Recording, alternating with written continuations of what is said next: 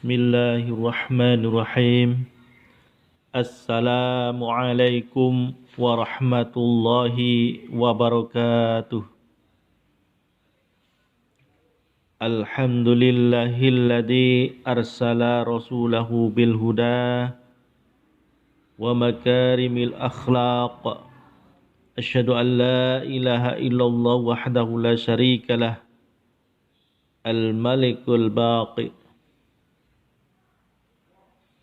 Wa asyhadu anna Muhammadan abduhu wa rasuluh. Allahumma salli wa sallim ala nabiyyika wa rasulika Muhammadin wa ala alihi wa ashabihi alladhina jahadu fi sabilil haqq. Amma ba'd. Ayyuhal muslimun,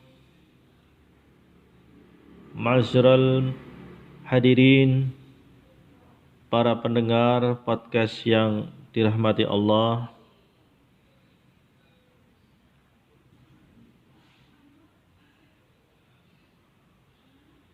Alhamdulillahi Rabbil Alamin. Kita bersyukur kepada Allah SWT atas nikmat sehat, iman, dan Islam.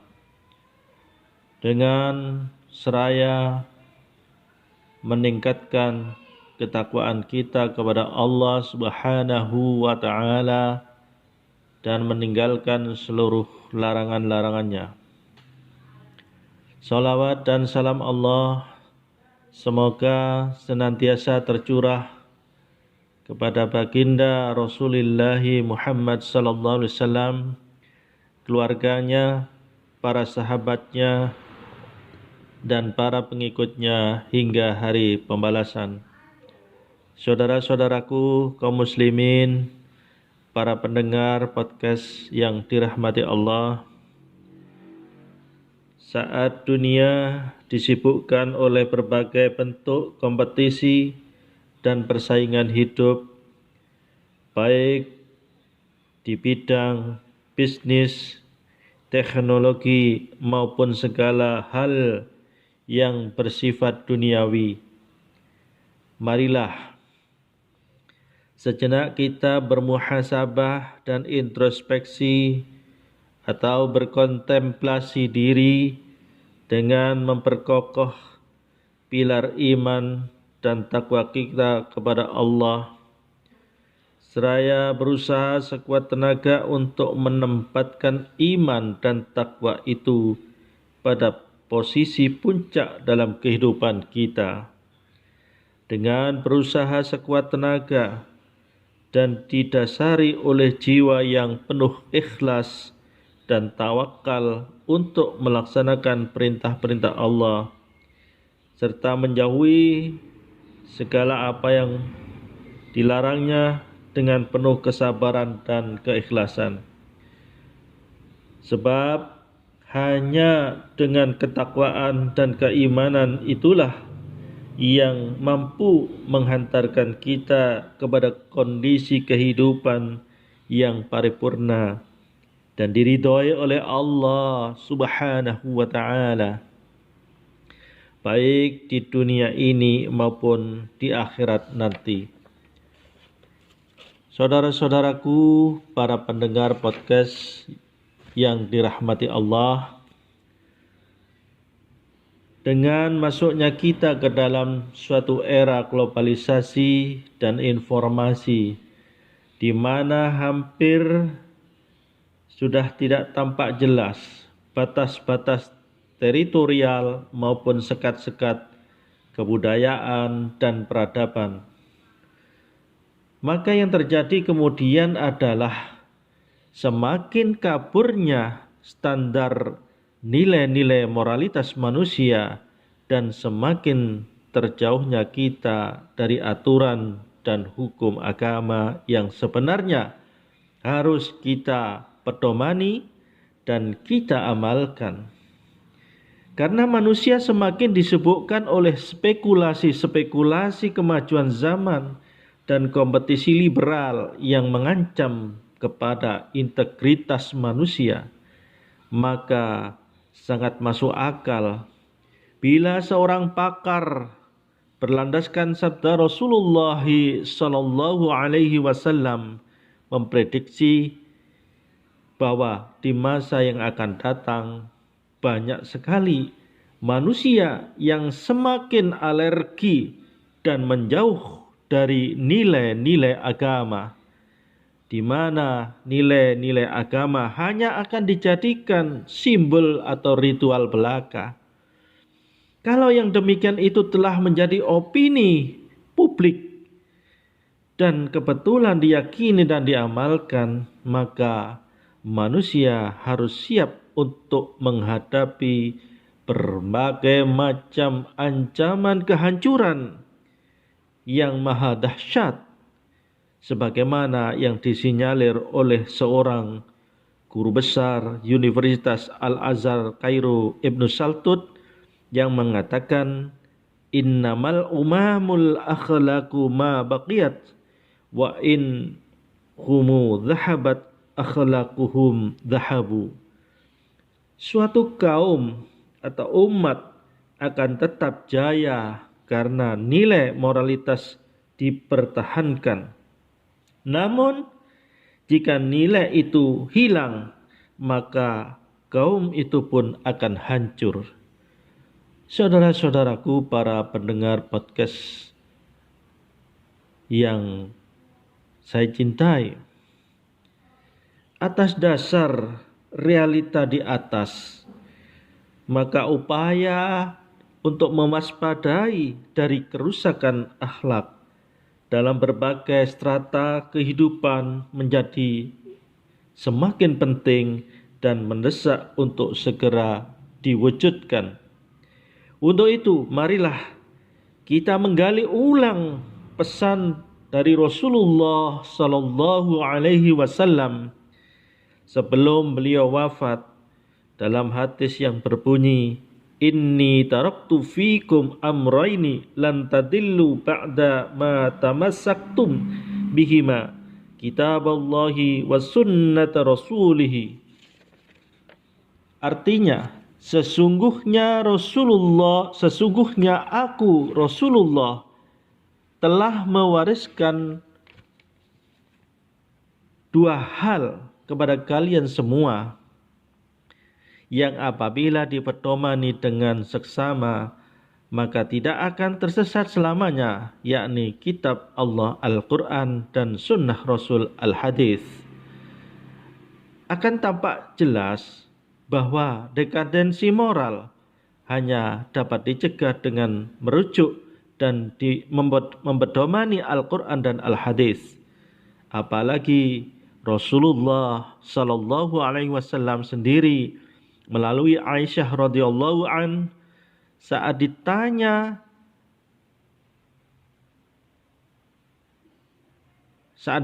tentang tipologi akhlak beliau, maka Aisyah radhiyallahu anha berkata, inna khuluqahul Quran.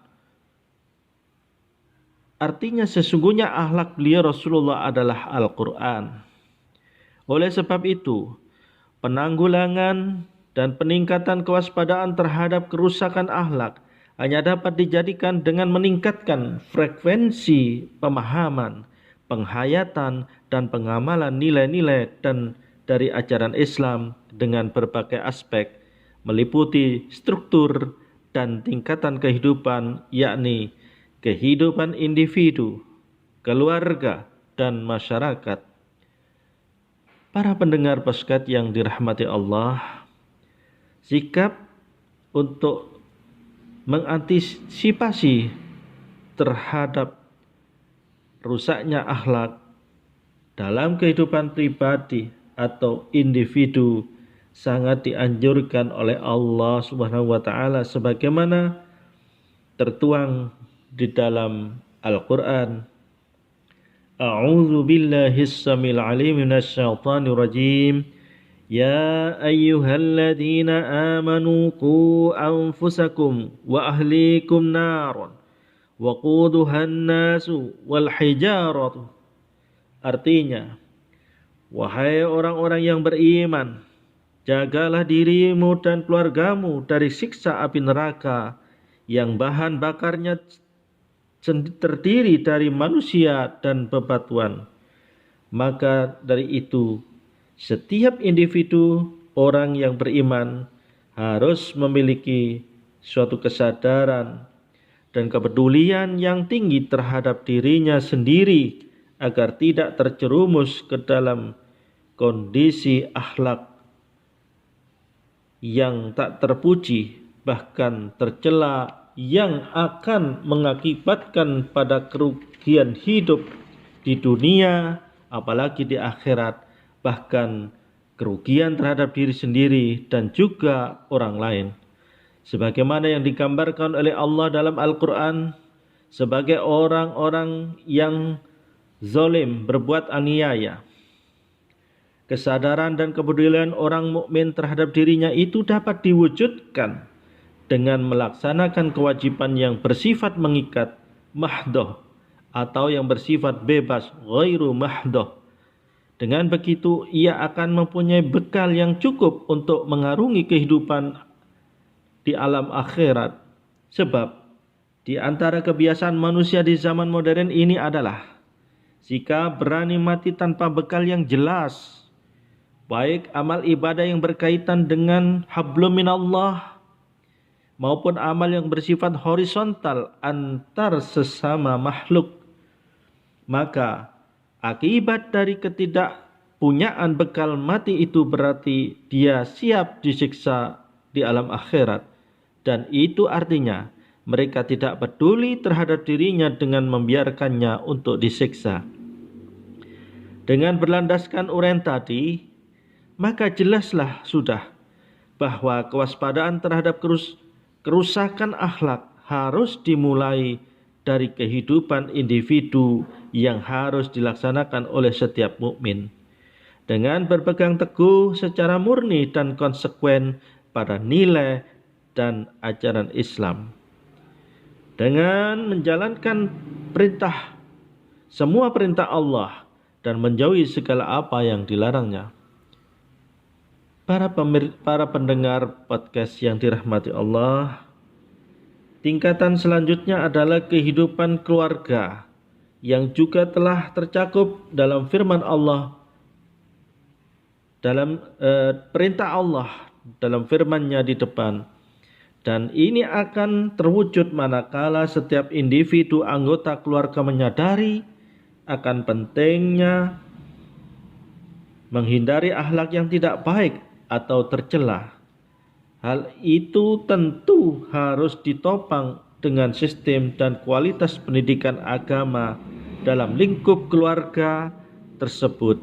Sebab di zaman yang semakin modern ini, lembaga keluarga tidak sedikit yang hanya dijadikan formalitas pengesahan hubungan hasrat biologis semata, tanpa adanya perencanaan yang matang dalam mengembangkan keturunan dengan kualitas moral dan iman yang prima.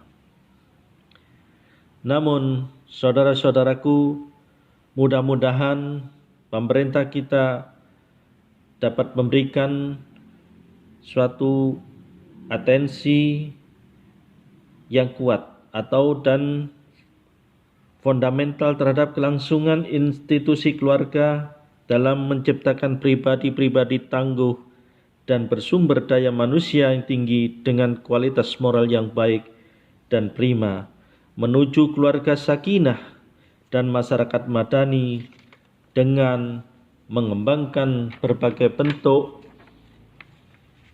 kegiatan yang mengarah kepada realisasi dalam rangka mewujudkan keluarga yang demikian.